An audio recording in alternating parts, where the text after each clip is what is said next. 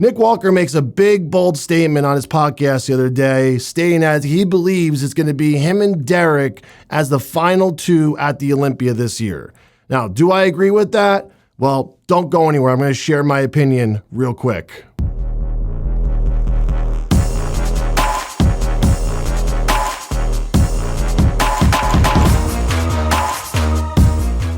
Guys, don't forget to go to oldschoolabs.com and pick up your favorite products using my code NickBS, and you guys can pick up Nitro 3D or Natty. Let's talk about what Nick Walker had to say. So Nick is very confident going into this year's Olympia, and rightfully so. He has his coach, Matt Jensen, back in the driver's seat, controlling his entire offseason. Nick is putting on really quality muscle all offseason. Did you guys notice he's not getting up to 300 pounds? He's not over 300 pounds. He's close, but he's not 300 pounds. You could tell he's very, very focused this offseason on staying in shape and staying on point. And they already kicked off their prep for the Olympia. Nick is hungry for that top two placing. And I do truly believe it's going to come down to him and Derek. I think Nick matches up really well with Hottie and Derek. You could have had Nick in second or first last year. That's how good he looked.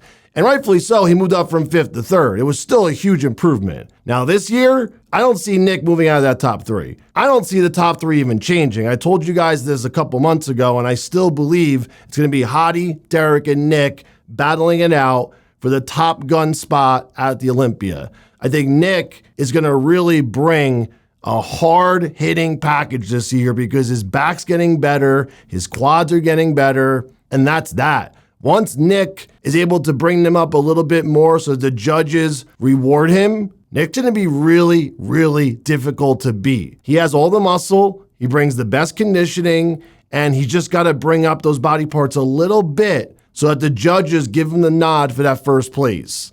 And rightfully so, he should be confident going into this year's prep because he has his coach now back in the driver's seat, Matt Jensen, the guy that he trusted originally to take him from amateur to pro, from pro to winning New York Pro, the Arnold Classic, top 5 at the Olympia, top 3 at the Olympia. How could he go wrong now, right? How could he bet against himself? And I wanted to talk about this real quick before we go today. Get a coach that you trust and stick with him. Don't bow out because you guys have one bad show or two bad shows, or you guys disagree on some things, or you have some beef once in a while. It's perfectly okay to not see eye to eye with your coach on everything. It's okay to have ups and downs with your coach. It's okay to discuss things and want to bounce things off your coach and see if you have a different perspective on things. It's okay to not win every show with your coach. Just because Matt and Nick or Hani and Phil or Hani and Hottie, whoever, whatever coaching combo you look at with athletes, it doesn't mean your relationship with your coach has to be identical to them. It doesn't mean you're going to win every show like them. It doesn't mean you're going to step up every time you do a show. You have to find a coach, number one, that's going to stick by you through those hard times,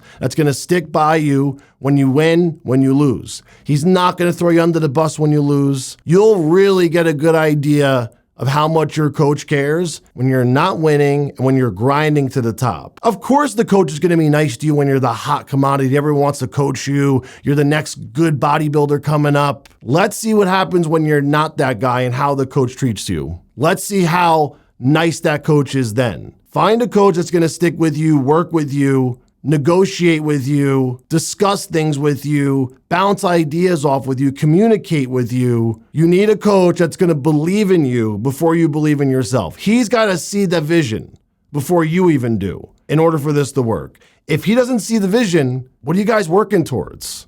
How the hell are you guys going to get to the next level if he doesn't believe in you? If he doesn't believe in your ability? And work through those differences. I promise there's always better days behind them. But sometimes things get stressful. Sometimes you guys argue. Sometimes you're going to have a couple bad days, a couple bad weeks. It doesn't mean you just give up on that guy. You have to give a coach a chance to learn your physique, learn how your body responds. And even then, your body's still changing all the time. And if your coach is giving you deadly crazy cycles and he's not explaining anything or telling you why you need to do these high doses, run the fuck away. Do not inject yourself. Don't take all those pills, guys. There is better ways to bodybuild. This takes a lot of time. It takes years to get a physique that you actually like. It takes years, sometimes never, to win big shows, to get sponsorships, to get noticed. And it doesn't mean it's going to happen to you just because you're giving it everything, just because you sacrificed everything. No one cares what you sacrifice. No one cares how hard you work. So bodybuilding is a really tough sport. Either you have it or you don't. And some people get it easier, some people don't. Some people never get to their goals. Keep your head up, keep trying. If you guys ever need a coach,